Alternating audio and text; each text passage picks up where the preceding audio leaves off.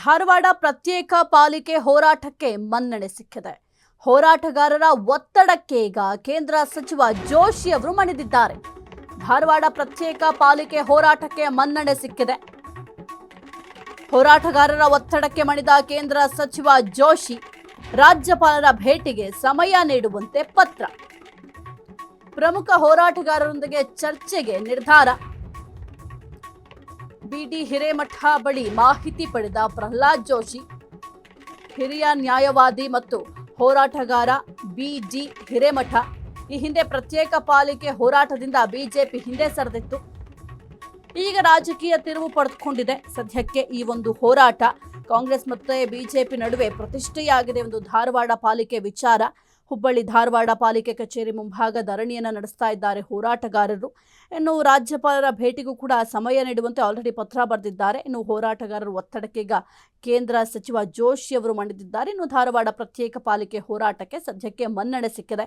ಇನ್ನು ಹುಬ್ಬಳ್ಳಿ ಧಾರವಾಡ ಅವಳಿ ನಗರಗಳ ರಾಜಕಾರಣದಲ್ಲಿ ಈಗ ದಶಕಗಳಿಂದಲೂ ಕೂಡ ನೆನೆಗುದಿಗೆ ಬಿದ್ದಿತ್ತು ಈ ಒಂದು ಧಾರವಾಡ ಪ್ರತ್ಯೇಕ ಮಹಾನಗರ ಪಾಲಿಕೆ.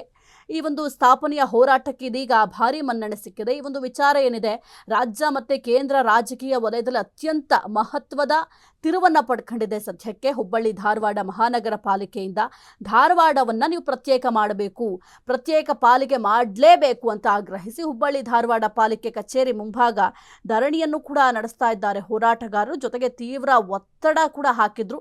ಇದೀಗ ಈ ಒಂದು ಒತ್ತಡಕ್ಕೆ ಕೇಂದ್ರ ಸಚಿವ ಪ್ರಹ್ಲಾದ್ ಜೋಶಿ ಅವರು ಕೂಡ ಮಣಿದಿದ್ದಾರೆ.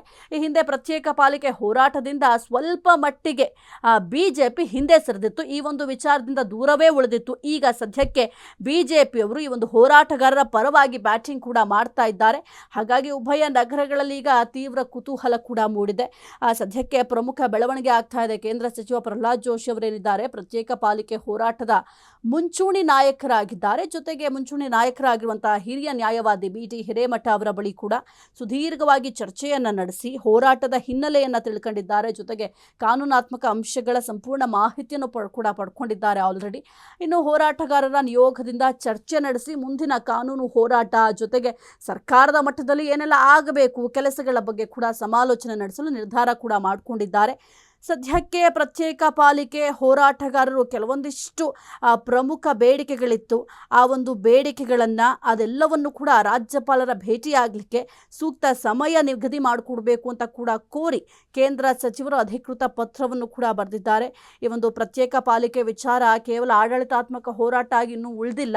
ಬದಲಿಗೆ ಆಡಳಿತಾರೂಢ ಕಾಂಗ್ರೆಸ್ ಮತ್ತು ಪ್ರತಿಪಕ್ಷ ಬಿಜೆಪಿಯ ನಡುವೆ ದೊಡ್ಡ ಪ್ರತಿಷ್ಠೆಯ ಕಣವಾಗಿ ಮಾರ್ಪಟ್ಟಿದೆ.